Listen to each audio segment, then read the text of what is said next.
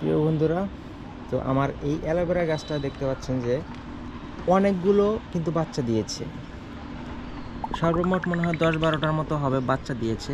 যে দেখতে পাচ্ছেন যে অসংখ্য, এই যে এখানেও কিন্তু একটা দেখা যাচ্ছে যে ছোট একটা বাচ্চা, এই যে, এবং এখানে এদিকে এদিকে এদিকে এখানে এবং এই পাশ দিয়েও প্রচুর বাচ্চাও আছে দেখতে পাচ্ছেন। তো এখন আপনারা প্রচুর বাচ্চার জন্য কি করবেন, গাছে কি দিলে এরকম বেশি বেশি বাচ্চা পাওয়া যাবে?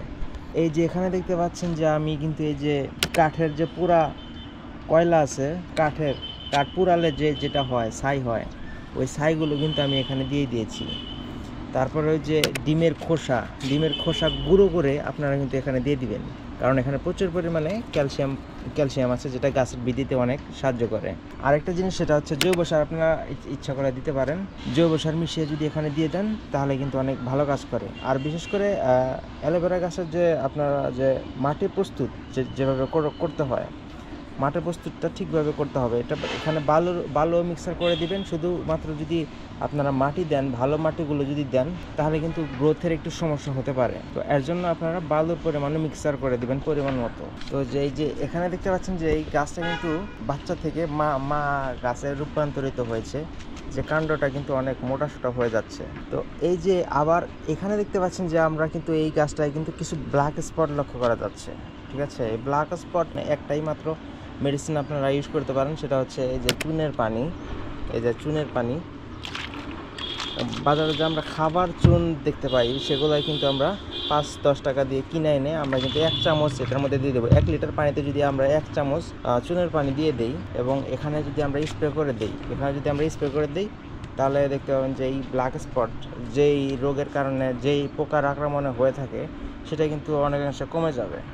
তো ওই যে এইভাবে আপনারা স্প্রে করে দিবেন। ঠিক আছে, জিনিসটাকে এইভাবে সুন্দর করে স্প্রে করে দিবেন। আগে ভালোভাবে মিক্সার করে দিবেন। আধা ঘন্টা যাবত আপনারা এই যে দ্রবণটাকে ভালোভাবে মিক্সার করে নেবেন, যাতে ভালোভাবে পানির সাথে মিশে যায়। ঠিক আছে, তো তারপরে আমরা এখানে জিনিসটাকে স্প্রে করে নিব। গাছের উপরে আমরা আলতো করে এভাবে স্প্রে করে নিব। এবং আমি এই গাছের কিন্তু আপডেট দিতে থাকবো আপনাদেরকে। 1 মাস পর আমরা আপডেট ভিডিও করব। সেই আপডেট ভিডিওগুলো আপনারা কিন্তু দেখবেন। তো এইভাবে মূলত গাছের পরিচর্যা করতে হয়। আর যদি আরও বেশি আপনারা চারা উৎপাদন করতে চান, তাহলে একটু করে উপরের থেকে যে মাটি শক্ত হয়ে যায়, এই মাটিগুলো কিন্তু আস্তে আস্তে করে উপরে উঠিয়ে দিতে হবে। এভাবে করে একটু নাড়াচাড়া করে দিতে হবে উপরের মাটিগুলো। ঠিক আছে, নাড়াচাড়া করে দিলে অক্সিজেনের পরিমাণটা গাছে বেশি থাকবে। আর আমি এখানে টব ইউজ করিনি, কারণ প্রচুর পরিমাণে এখানে এরা প্রচুর বাচ্চা দেয়। এর জন্য টবের যে দাম, আসলে এগুলো কুলিয়ে উঠানো সম্ভব না। টবে ইউজ করলে এখানে কিন্তু একটু সমস্যা হয়ে যায়।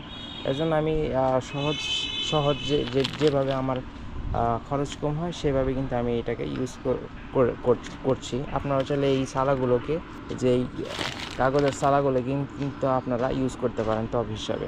সহজে এগুলো ছেড়ে না, আপনাদের খরচও কমে যাবে। তো আশা করছি ভিডিওটি থেকে আপনারা অনেক কিছু শিখতে পেরেছেন। দেখা হবে পরের ভিডিওতে। ভালো থাকবেন সবাই। আসসালামু আলাইকুম।